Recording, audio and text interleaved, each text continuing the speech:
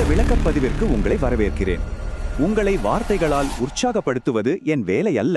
இது ஒரு பொழுதுபோக்கு நிகழ்ச்சியும் அல்ல. அடுத்த ஒரு வருடத்தில் உங்கள் வாழ்க்கையை முற்றிலுமாக மாற்றுவதற்கான ஒரு நடைமுறை வரைபடம் இது. இது வேலை செய்யும் ஒரு சிஸ்டம். இதை அப்படியே பின்பற்றுங்கள். உங்களுடைய பழைய அடையாளத்தை அழிக்கப் போகிறோம். ஒரு புதிய வலிமையான ஆளுமையை உருவாக்கப் போகிறோம். ஒரு கசப்பான உண்மையை சொல்கிறேன். உங்கள் வாழ்க்கையை நீங்கள் வீணெடுத்துக் கொண்டிருக்கிறீர்கள். உங்களை நீங்களே சமாதானம் செய்வதை முதல்ல நிறுத்துங்கள். உங்கள் குறைகளை கேட்க இந்த உலகம் தயாராக இல்லை. நீங்கள் காரணம் சொல்வதால் எதுவும் மாறப்போவதில்லை. உங்களுடைய தற்போதைய பழக்கவழக்கங்கள் உங்களை அழித்துக் கொண்டிருக்கின்றன. இதை முதலில் உணருங்கள். ஒவ்வொரு வருடமும் இதே கேள்வியைத்தான் நீங்கள் கேட்டுக்கொள்கிறீர்கள். இந்த வருடம் ஏதாவது மாறுமா? உங்கள் சாக்குப்போக்குகளை நீங்கள் விடாதவரை எதுவுமே மாறாது. இது ஒரு உறுதியான செயல்படக்கூடிய கட்டமைப்பு. இதை முழுமையாக பின்பற்ற நீங்கள் தயாராக இருக்க வேண்டும். என்ன செய்ய வேண்டும் என்பதை துல்லியமாக சொல்லும் ஒரு பயணம் இது. முதல் கட்டம், தோல்வியாளர் மனப்பான்மையை ஒழிப்பது. எல்லாமே உங்கள் மனதிலிருந்துதான் தொடங்குகிறது. உங்கள் மைண்ட் செட் சரியில்லை என்றால் உங்களுக்கு கிடைக்கும் முடிவுகளும் சரியாக இருக்காது. இந்த இரண்டு அடையாளங்களையும் ஒப்பிட்டு பாருங்கள். ஒருபுறம் தொடர்ந்து குறை கூறுவது, மோசமான நண்பர்களுடன் சுற்றுவது, இது உங்களை அழிக்கும். மறுபுறம் உங்களுக்கான சிறந்த ஆளுமை, உண்மையை ஏற்றுக்கொள்பவர், பகுத்தறிவோடு சிந்திப்பவர், தன்னை சுற்றியிருப்பவர்களை கவனித்துக் கொள்பவர்.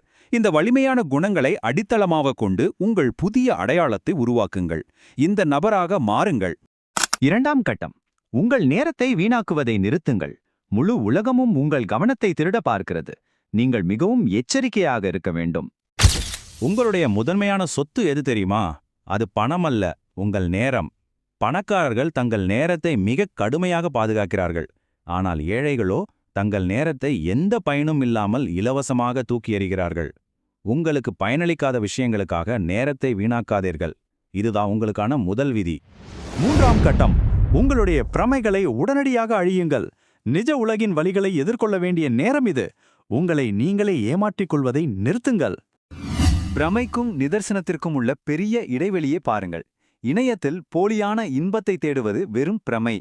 வெளியே சென்று நிராகரிக்கப்பட்டு அதிலிருந்து உங்களை திருத்திக் கொள்வதுதான் நிதர்சனம். போலியாக நடித்து வெற்றி பெறு என்பதெல்லாம் முட்டாள்தனம். உண்மையான தன்னம்பிக்கை என்பது நிஜத்தில் இறங்கி உழைத்து சம்பாதிக்க வேண்டிய ஒன்று. உங்கள் தயக்கங்களை வெல்வதற்கான ஒரு முறையான திட்டம் இது. முதலில் உங்களால் மாற்ற முடியாத விஷயங்களை அப்படியே ஏற்றுக்கொள்ளுங்கள். இரண்டாவதாக, நீங்கள் கட்டுப்படுத்தக்கூடிய விஷயங்களில் தீவிரமாக உழைக்கத் தொடங்குங்கள்.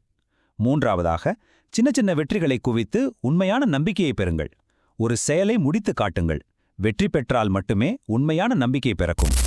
நான்காம் கட்டம், உங்கள் தினசரி அமைப்பை உருவாக்குவது. வாழ்க்கை போகிற போக்கில் போகிறேன் என்பது சுதந்திரம் அல்ல, அது ஒரு பெரிய வலை. அதில் சிக்கிக்கொள்ளாதீர்கள். உங்களுக்கு ஒரு உறுதியான தினசரி சிஸ்டம் தேவை. இந்த தினசரி அமைப்பில் நீங்கள் கண்டிப்பாக சேர்க்க வேண்டிய 3 பழக்கங்கள் உள்ளன. ஒன்று, உங்களுக்கு பணம் சம்பாதித்து தரும் ஒரு பழக்கம். இது உங்கள் பொருளாதாரத்தை நிலைநிறுத்தும். இரண்டாவது, உங்களை உடல் தகுதியுடன் வைத்திருக்கும் ஒரு பழக்கம். மூன்றாவது, உங்களை மேலும் அறிவாளியாக்கும் ஒரு பழக்கம்.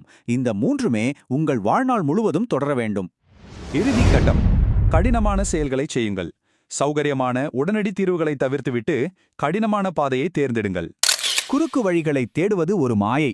சுலபமான பணம் என்ற ஒன்று கிடையவே கிடையாது. அது அவ்வளவு சுலபம் என்றால் உலகில் உள்ள அனைவருமே அதை செய்திருப்பார்கள் இல்லையா? குறுக்கு வழிகள் உங்களை தேக்க நிலையில்தான் வைத்திருக்கும். சவால்களை எதிர்கொள்வதும் அதற்காக உழைப்பதுமே கடினமான ஆனால் சரியான வழி. இந்த மாற்றத்திற்கான வரைபடத்தின் மைய கருத்து இதுதான். கடினமான செயல்களை செய்யுங்கள். சவால்களை எதிர்கொள்ளும்போதுதான் நாம் உண்மையாகவே வளர்கிறோம். அதிலிருந்து தப்ப நினைத்தால் தேங்கி நிற்போம். இந்த தேக்க நிலையிலிருந்து தப்பிக்க இது ஒன்றுதான் நிரூபிக்கப்பட்ட வழி. உங்களுக்கான சவால் இதுதான். நீங்கள் எந்த நடவடிக்கையும் எடுக்காமல் அதே தேக்க நிலையிலேயே இருக்கப் போகிறீர்களா? அல்லது உங்களுக்கான சிறந்த ஆளுமையை உருவாக்கப் போகிறீர்களா? இந்த சிஸ்டத்தை அப்படியே பின்பற்றுங்கள். இன்றே செயல்படத் தொடங்குங்கள். இந்த வருடத்தின் முடிவில் உங்களிடம் ஏற்பட்ட மாற்றத்தை அளவிட இந்த விளக்கப்பதிவை மீண்டும் வந்து பாருங்கள். முடிவு உங்கள் கையில்.